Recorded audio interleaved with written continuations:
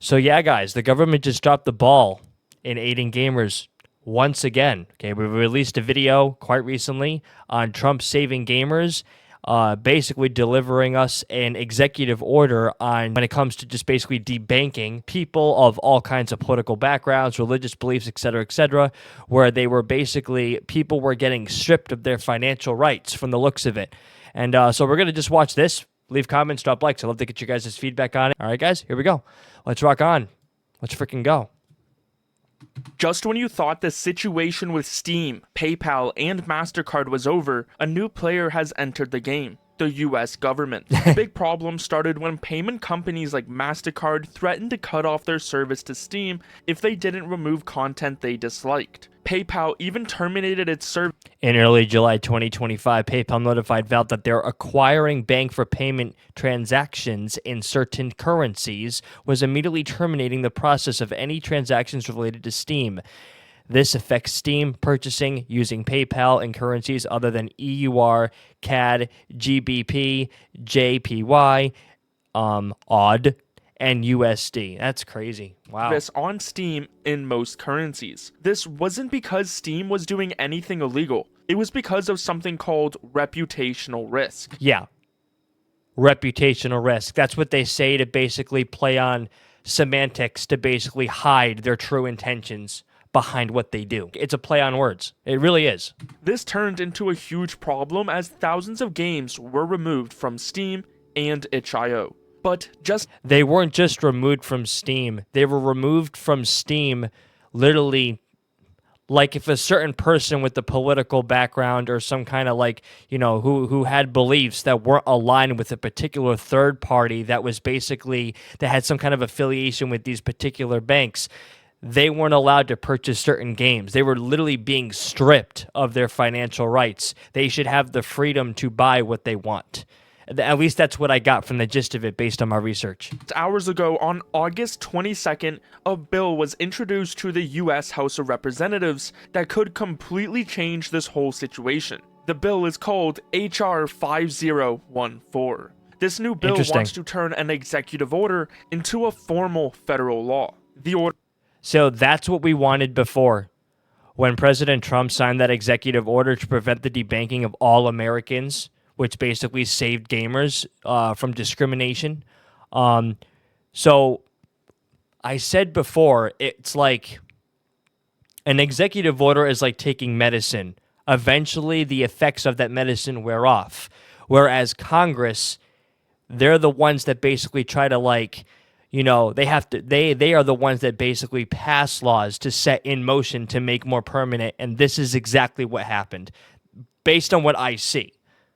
Which is great. This is what we wanted. Is the one that was signed on August 7th, 2025, guaranteeing fair banking for all Americans. There you go, fair banking. That's a good, as stated there it in is. Section 1 of the order, is to address the fact that financial institutions have engaged in unacceptable practices to restrict law-abiding individuals and businesses access to financial services on the basis of political or religious beliefs or lawful business activities. Debanking, the act of depriving a person of banking facilities. Now, I don't believe in this at all. This is straight up, in my opinion. I don't know how this was even legal. I feel that in today's day and age, technology has become so much more intertwined with humanity that banking is as essential as internet. It's as essential as water. It basically almost is like you put a down payment on an apartment. With that apartment, you get your basic accessories. That I feel is basically almost, if not, it's almost equivalent to having a banking account. That's my take on it. That's my personal opinion. It was designed to combat debanking, where financial institutions would deny or restrict services, often using reputational There you go. risk. There it is. It wasn't reputation. I mean, it probably was in a sense, but in reality, it's basically it's sugarcoat. It's sugarcoating. It's not beating around the bush. We're refusing service because we don't like you. We don't like what you believe. Your beliefs aren't aligned with us, so that's going to cause a reputational risk. But of course, they're not going to be specific because that would technically be proof of discrimination. as a reason. And this is exactly what Brands happened yep. to Steam. They weren't breaking the law, but payment companies like MasterCard and PayPal used their own internal policies about reputation Correct. and brand risk to threaten to cut off their services. The That's executive crazy. order was the first step the government took to say that this kind of behavior from financial institutions is a problem and should be stopped. But that wasn't it. Now, HR 5014 takes that idea a step further. It aims to make the same Let's see. Mr. Barr introduced the following bill, which was referred to the Committee of Financial Services in addition to the Committee on Small Business for a period to be subsequently determined by the Speaker in each case for consideration of such provisions as fall within the jurisdiction of the committee concerned. Let's see. Is there anything else on here? Let's see. It's Section 1, Codification of Executive Order on Fair Banking. Executive Order, it's down here, chat. Executive Order 14331, titled Guaranteeing Free Banking for All Americans, shall have the force and effect of law. Yeah, so this is literally solidifying it. So this is freaking awesome. Protections permanent by turning the executive order into a real federal law. That's what you had to do. So what did the order actually do? The order was specifically directed at federal agencies and employees, not private companies. It instructed federal regulators to remove the use of reputational risk or equivalent concepts that could result in unlawful debanking. Yeah, and I don't care who you are, what side of the aisle you're on, left, right. It really, I don't care. You should not be denied a banking service. That's like, I'm not the biggest expert on certain things, so correct me if you will. I don't care. I love criticism in that regard, but like it doesn't sound legal, and I wouldn't want anyone targeted for their specific belief system or ideology. Now take this into account. If they are in trouble with the law, then yeah, I could see how there could be some consequences. Also, the order made it clear that a bigger plan was in the works, Ooh. directing the Treasury to develop a comprehensive strategy for further measures to combat politicized or unlawful debanking activities, Wow. including consideration of legislative. Look, it's all within 180 days of the date and of this order. The Secretary of the Treasury, in consultation with the Assistant to the President for Economic Policy, shall develop a comprehensive strategy for further measures to combat politicized or unlawful banking activities of financial regulators and financial institutions across the federal government, including consideration of legislative or regulatory options to eliminate such debanking. Dude, it's all written there. It's all there. They're getting so articulate with it. I love it, because if you're not articulate with it, people could have a tendency to kind of find loopholes, which could cause overreaching Or regulatory options. Yeah. This bill, HR 5014, introduced by Representative Andy Barr, is a direct result of that order. On August 22, 2025, the bill was formally introduced in the House of Representatives and was immediately referred to two key committees, the Committee of Financial Services and the Committee on Small Business. Man, so they really went all out. That's awesome. Oh, there's Mike Johnson. Before it can move forward for a vote. It's a crucial early step, as if it goes through, this would make the executive order a law, which was one of the complaints of Trump's executive order, that it was. And I could see that, because, like we said before, an executive order could only go so far, right? We need things to, in order to make something solidified, it has to be passed as a law through Congress. An executive order is like taking medicine, or it's like basically putting a Band-Aid on a wound and eventually it falls off, right? We want to make things more concrete so that way we could guarantee the security of our citizens, but in this case, gamers. Was just an executive order. But there's actually other pieces of legislation that are also relevant to the Steam issue, including the Fair Access to Banking Act, which has been introduced in both the House, H.R. 987, and the Senate, S. 401. These Fair Access to Banking Act bills are very similar to the executive order, but with much more specific and enforceable details. The Fair Access to Banking Act has concrete consequences for anyone who doesn't listen, and also addresses the very entities at the heart of the issue. Unlike the executive order.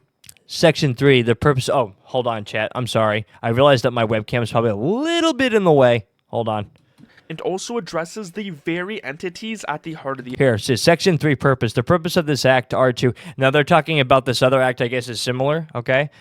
Ensure fair access to financial services and fair treatment of customers by financial service providers, including national and state banks, federal savings associations, and state and federal credit unions. Okay, so it's covering a broad spectrum of services. Okay, ensure financial institutions conduct themselves in a safe and sound manner, comply with laws and regulations, treat their customers fairly, and provide fair access to financial services. Okay, so yeah, it's okay. So yeah, that's what he means by it. It's a very similar. It's a similar approach. issue. Unlike the executive order, the Fair Access to Banking Act directly mentions and targets payment card networks. Oh, that's okay. So that's basically the difference. He completely specifies. Yeah, look at that. Payment card networks, prohibition, no payment card network, which wasn't in the other act that was passed, okay?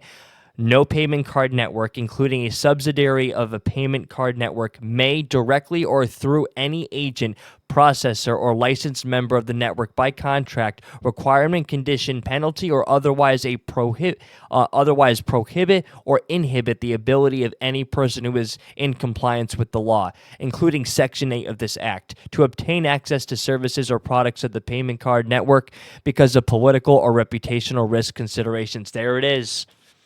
There it is. Section 5 of the bill explicitly states that a payment card network may directly or through any agent, processor, or licensed member of the network prohibit or inhibit the ability of any person who is in compliance with the law to obtain access to services or products of the payment card network because of political or reputational risk considerations. And that is very overreaching, and it's so specific. You can't really find a loophole with that. At least I don't think so. This is a crucial detail that directly addresses the actions of companies like MasterCard. The bill is also much more specific about what it protects. The executive order uses broader terms, but Section 8 of the Fair Access to Banking Act has a clear definition of financial services, which includes payment processing as well as commercial and merchant banking. Most importantly, the bill gives individuals and businesses the right to bring a civil action in court for harm they suffered as a result of a violation. Oh, wow. So you're getting accommodated for the crap you went through. Oh my gosh, that's so... Yeah. Or the crap, I mean, it could go both ways, right? If for somehow, some reason, someone, violates this act, right? And you get, you get thrown off your throne, or whatever wording you want to choose, right? It clearly states that there will be consequences, and you will be accommodated. You'll be compensated. Huh? Interesting. At least you'd hope, right? This gives a company like Valve a direct legal tool to fight back. Currently, Wow. the House and Senate have passed it to the proper committees, with 73 co-sponsors in the House of Representatives Wow. and 43 co-sponsors in the Senate. So the Fair Access to Banking Act is really just another step which will give Steam some extra protections. Now, I already know when we are talking about these executive orders and the bills that go with it, many people will say that it's just pointless and won't help a giant company like Valve. So I think it's important to understand the issue of debanking actually affects everyone. It affects everybody. I mean, come on. From a giant like come on. Steam to a small business to any average citizen. While some want to make it a left versus right issue, everyone should be coming together to fight the same enemy. No, I completely agree with him on this. Listen, like there are some things, whether you're left or right. Again, this is a particular topic of discussion that everyone should be on the same page with. Again, this is freaking, we should all have access to this. Okay? Banking should be completely unbiased. Like, it's just the way it is. It's essential, and it's the way, unless you are in trouble with the law and you have some kind of like freaking, it's just common sense. It really is. Remember, Steam's problem wasn't a crime. They weren't doing anything against the law. PayPal and MasterCard were using their own rules and ideas about reputation and brand risk to threaten Steam, which is what this order and these bills will stop. I could understand though how those could be a concern though. Like I don't know too much about that in particular. That particular stuff. I'd have to do my research on that. But just by his words and how he just described that dilemma, I could see how that could be a concern, especially because just the wording behind everything. Order states the term politicized or unlawful debanking refers to an act by a bank, savings association, credit union, or other financial services provider to directly or indirectly restrict access to financial services of any customer on the basis of lawful business activities that the financial service provider disagrees with, which is exactly what happened to Steam. Before this bill, Valve's only choices were to argue with them or try to find a different payment company. They had no real legal power to fight back. But now, this new bill, it gives them the power to fight back. Power to the people. Actually make this a real permanent law, so that it's no longer just a suggestion, but an actual legal rule. Imagine this scenario. Let's say a small independent game developer releases a new game on Steam that a major credit card company like MasterCard doesn't like. MasterCard claims the game's content presents a reputational risk, so they threaten to cut off all of Steam's payment services unless the game is removed. Before HR 5014, MasterCard would easily... I forgot that was also an issue as well, so I stand corrected with that. Yeah, no, that's definitely, for sure. But again, my point still stands. When they issue policies like this, you have to be careful with the wordings. Again, like I said earlier, semantics plays a huge role in how these policies go into full force. It's very similar to kind of like virtue signaling in a way. Like you say that you stand for something, but in reality, you don't stand for it at all. It's just a front.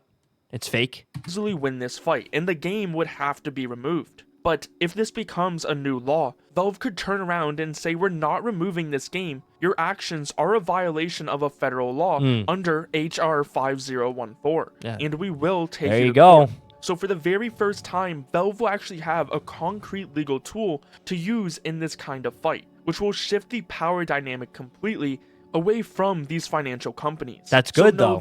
That's good. You don't want the banking companies to have that much power. Hell no. Especially when it's your money. I get you have to give, you got to give the money where it's due, but like, seriously, they shouldn't be having that kind of power. That could be extremely dangerous, in my opinion. Executive order and now this bill to make it a law are not pointless and actually directly affects this Steam situation. But we also use have Steam, to be guys. real here. I use It doesn't Steam. mean the problem is solved overnight and Valve is just going to remove Rule 15.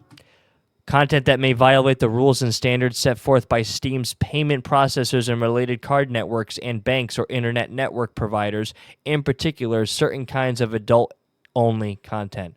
Gotcha. The bill is still new. It has to go through a lot of steps in Congress, like being looked at by different committees. It could all I hope if that's the case, now if that is what it is, okay, I hope Congress passes this.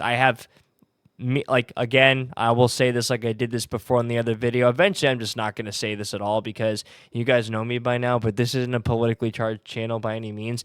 This is just for the sake of the video because it's regarding gaming. But I have my own criticism with Congress.